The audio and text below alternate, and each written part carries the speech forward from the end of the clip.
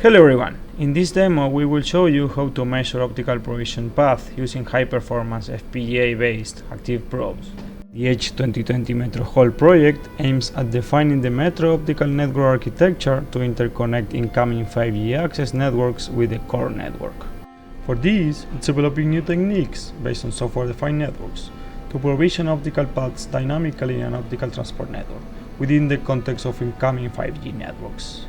This metro network has to provide key performance indicators such as capacity, delay or packet loss with very stringent requirements.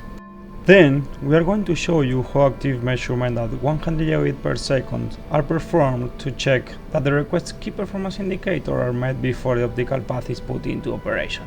Given the foreseen heterogeneity on the optical network with different equipment providers, these preliminary measurements are essential for the network operator to assure the quality of service provided to the users, and complement passive measurements performed during the optical path lifetime. The probe is built on top of a Xilinx Virtex UltraScale Plus FPGA card. This card has two 100 gigabit Ethernet interfaces and it can be plugged in a short depth 1U server that fits in a communication rack. Once we have presented the scenario and the proof, we are going to show you a quick demo. First of all, in this dashboard you can see the MDI controller's elements. Below we can see the topology of our network. The blue path is the optical path, whereas the green path is the virtual network path.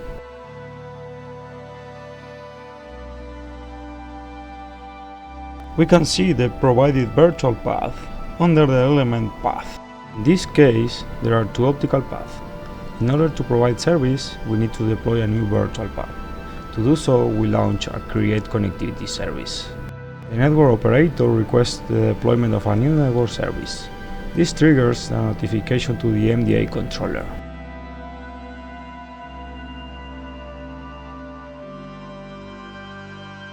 Once the path has been created, we can verify it.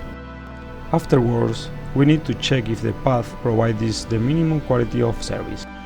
To do so, we run experiments using the network proof, which implements the packet train technique.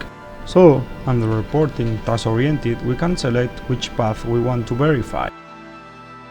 In this case, we will test the latest created path. We provide two types of measurements, throughput and latency. In each case, the characteristics of the packets within the train are adapted to provide the best measurement quality. Now, we are going to launch a throughput measurement.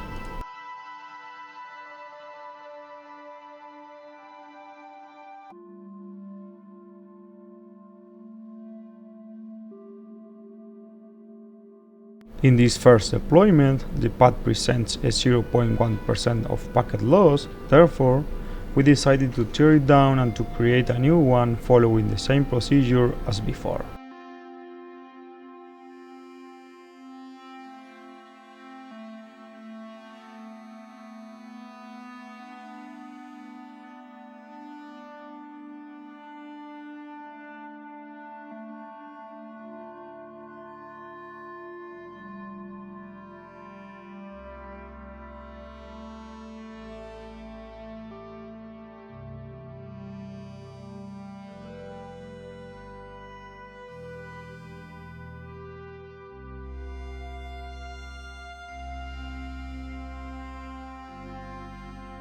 We repeat the procedure to measure throughput.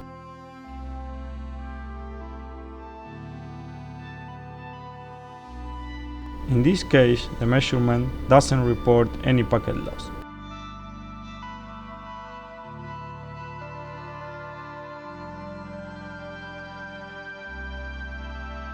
Consequently, we measure latency.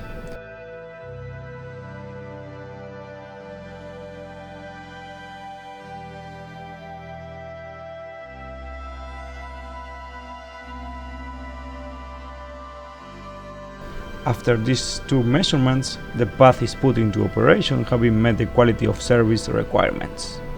In this demonstration, we have shown how optical paths that are dynamically deployed in a software-defined network infrastructure can be checked with an active measurement before they are put into operation. We have presented a case where a deployed optical path is measured after it has been set up, not meeting the expected key performance indicators, so it can be turned down and redeployed until those key performance indicators are finally met. The use of an FPGA provides this means to measure 100 gigabit per second links with high accuracy and precision in the order of nanoseconds, providing measurements such as path capacity, round-trip time, jitter and packet losses as a key performance indicators of the optical path.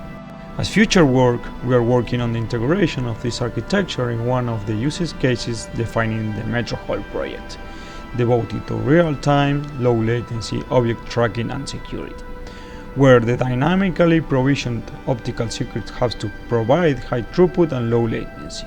Thank you for your attention. See you next time.